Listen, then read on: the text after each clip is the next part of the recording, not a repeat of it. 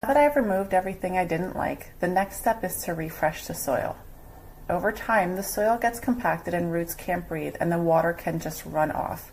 So what I do is I grab a pitchfork and work my way through the bed, lifting and turning and wiggling the soil to loosen it up and let the air in. Once everything's fluffed, I spread a layer of compost over the top and use the fork to blend it in. It's a really simple step, but it completely re-energizes the bed and helps your plants take off again.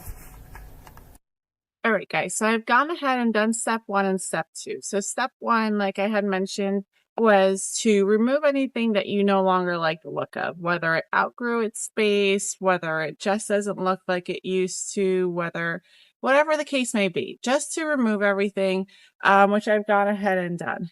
The second part that I also did was just to take a pitchfork and work the soil a little bit so it's not so compacted, because sometimes when you try to remove an older shrub, those roots were really deep in there, and you have to make sure that that soil is nice and loose and fluffy if you want to plant something back in it. It's also a great time to add some compost and really work that in there with the pitchfork. Now, I don't necessarily remove all the roots of a shrub.